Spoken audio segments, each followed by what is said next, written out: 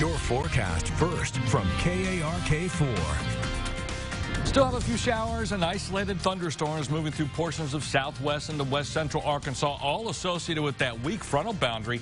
That's going to wash out as we head into the day tomorrow. Still going to be a focus for a little bit of rainfall. Another cold front making its way through the western Great Lakes states through the Central Plains.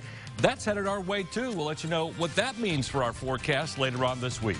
Your forecast first for Little Rock, 30% chance of showers for your drive in, 40% chance of showers, maybe a thunderstorm during the afternoon. It's going to warm up again. Going to see high temperatures up around 90. KARK4 News at 10 starts right now. Now, from the station you count on for local news that matters, this is KARK4 News at 10. Therefore, today, I'm announcing the House of Representatives moving forward with an official impeachment inquiry.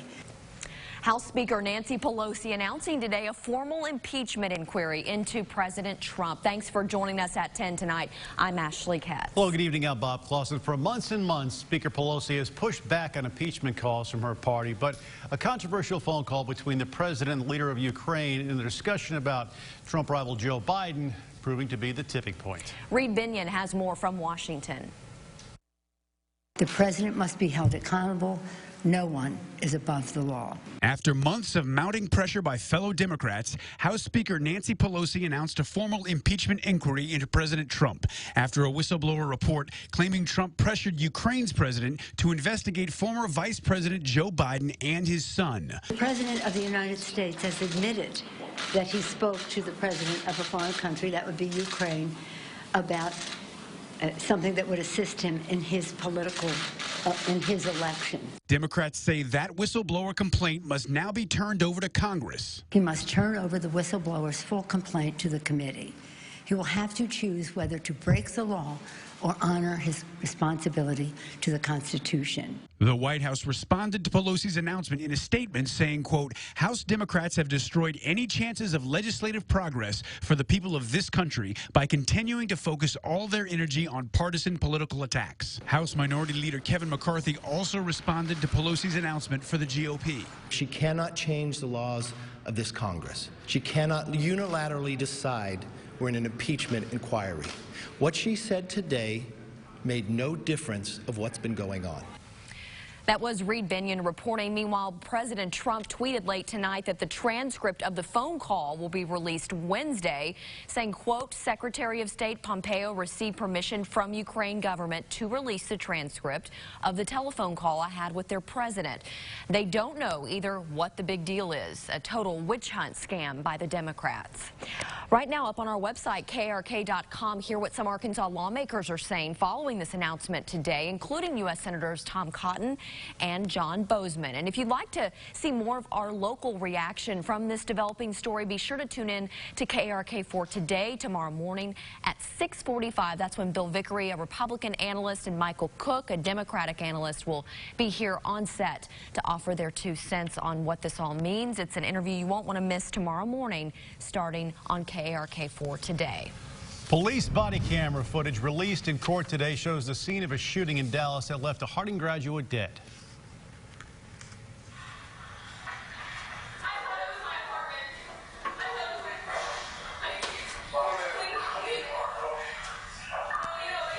Intense moments captured on body cam footage after then Officer Amber Geiger called 911 after shooting her upstairs neighbor.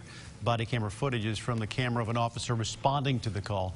Geiger was heard on the 911 call and in the body camera video saying that she thought it was her apartment. The victim, Botham John, was actually inside his very own apartment. Geiger's apartment was directly below his.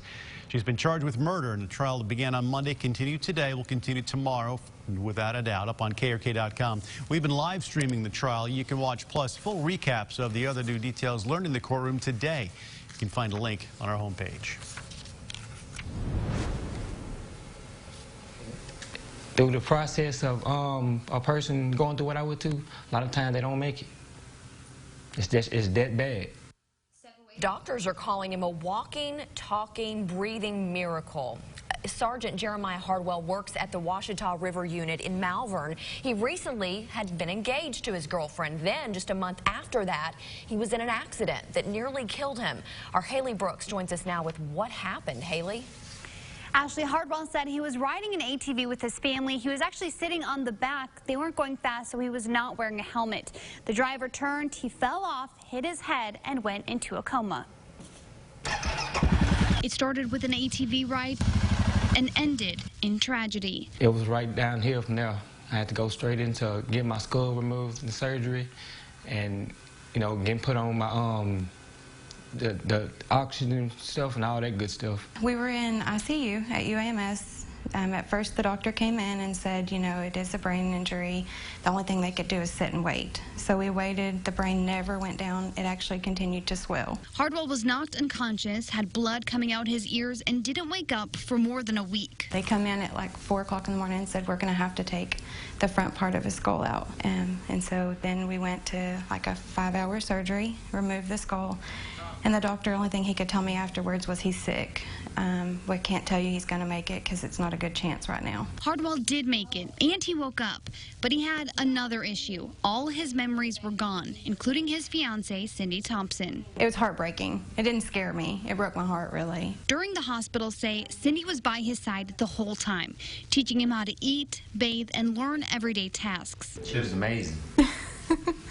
That's what goes through my mind. She's amazing. With his new chance at life, Hardwell says he's not going to waste it. He's looking to return to work and move up in ranks. I always want to grow and I want to learn as much as I can learn. Hardwell says his next appointment is in the beginning of October, which is when he hopes to be cleared to go back to work. And of course, they also have a wedding to start planning. Back to you. Haley, thanks very much.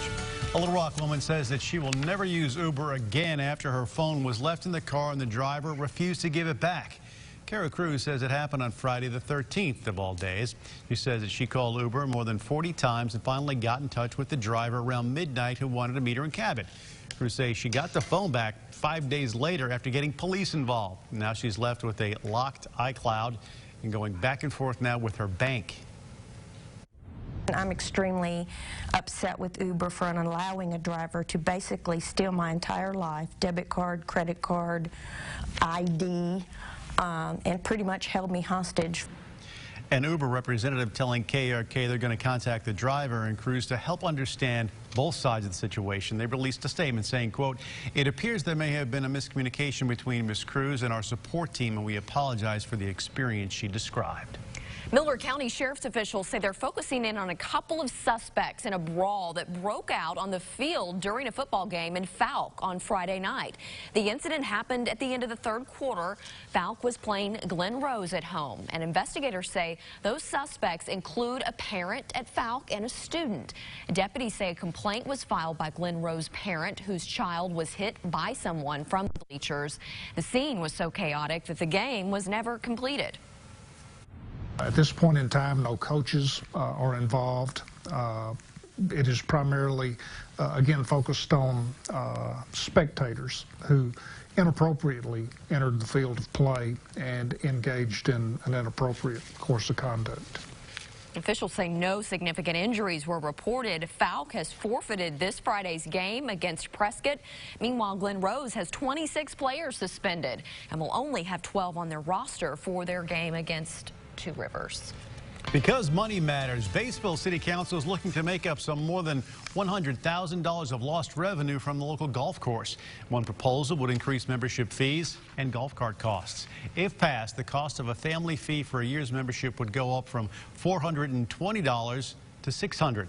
An adult would go up from $360 to $540. Meanwhile, the cost of storing a gas golf cart would triple. We'll tell you